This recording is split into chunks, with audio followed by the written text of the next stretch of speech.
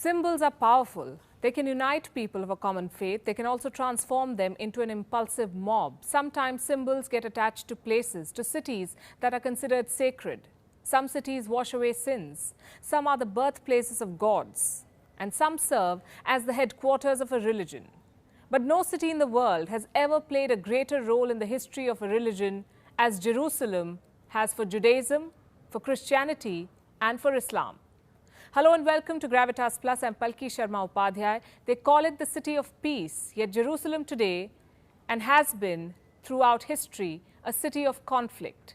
It has been destroyed twice, fought over 16 times, besieged 23 times, attacked 52 times, and traded hands on many more occasions. Jerusalem has divided people. It has also united them in reverence as a holy land. What makes the city so special yet so complex? Let's break it down for you. I'll start with the history. Jerusalem is old, really old, 4,440 years or perhaps longer. Over the centuries of its existence, three major religions have fought for its control: Judaism, Christianity, and Islam.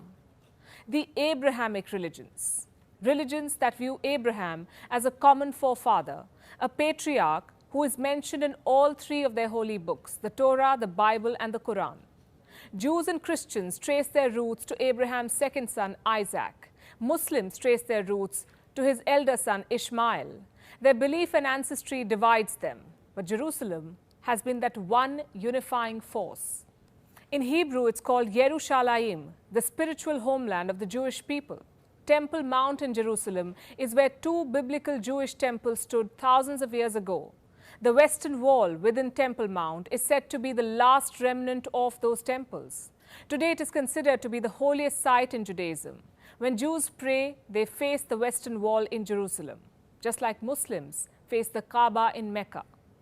Jerusalem is also holy for Muslims. In Arabic, it is known as Al-Quds, the holy sanctuary, home to the Al-Aqsa Mosque, the third holiest site in Islam after Mecca and Medina, and on top of Temple Mount sits the Dome of the Rock. This is where Muslims say Prophet Muhammad ascended to the heavens. And lastly, in Christianity, Jerusalem is mentioned as Salem in the Bible, an ancient Hebrew name that was preserved in its current name, Jerusalem for Christians.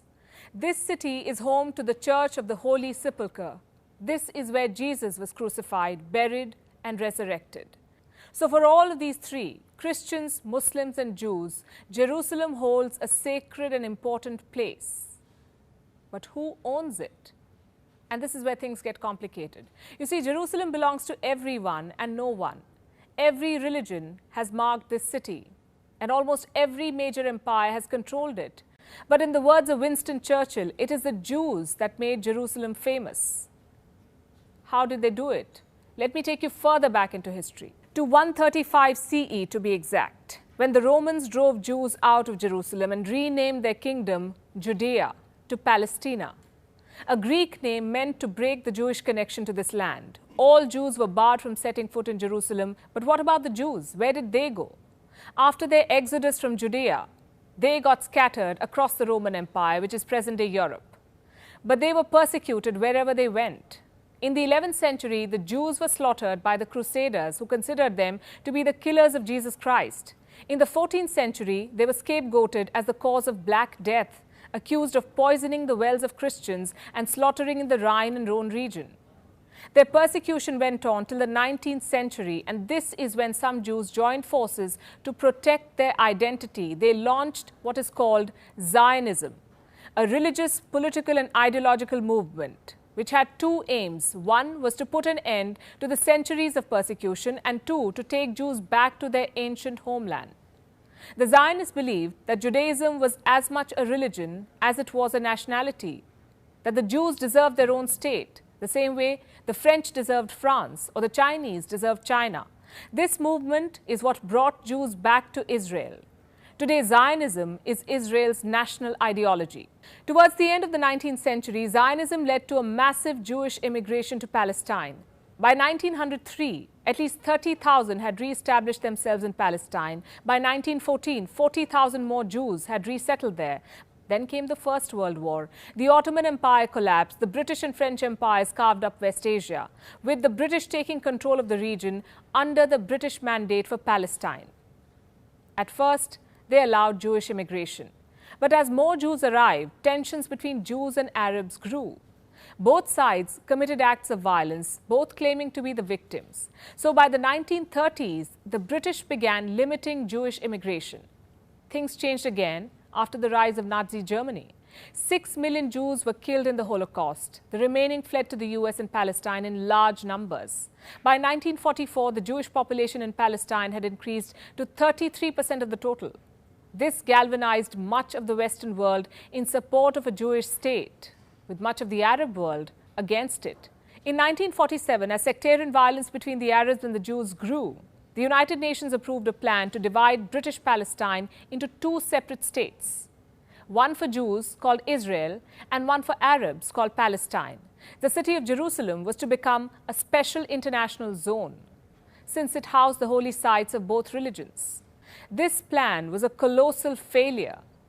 The British first failed to prevent the violence and then washed their hands of all responsibility. They left the land in a mess, just as they left India and Pakistan after partition. The Jews accepted the UN plan.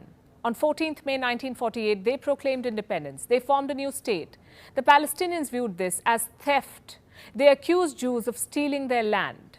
What followed was decades of endless animosity between the Jews and the Arabs. In the last 70 years, there have been 8 recognized wars, 2 Palestinian intifadas or uprisings, and a series of armed conflicts. Israel treated them as do-or-die battles, and with each conflict, it gained more control of Palestine. It helps to look at a map to understand this. This was Israel's map in 1947.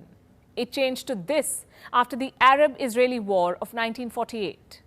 To this after the Six-Day War of 1967, and as of 2020, it looked like this, with East Jerusalem under Israeli control and Palestinian territories reduced to small ghettos.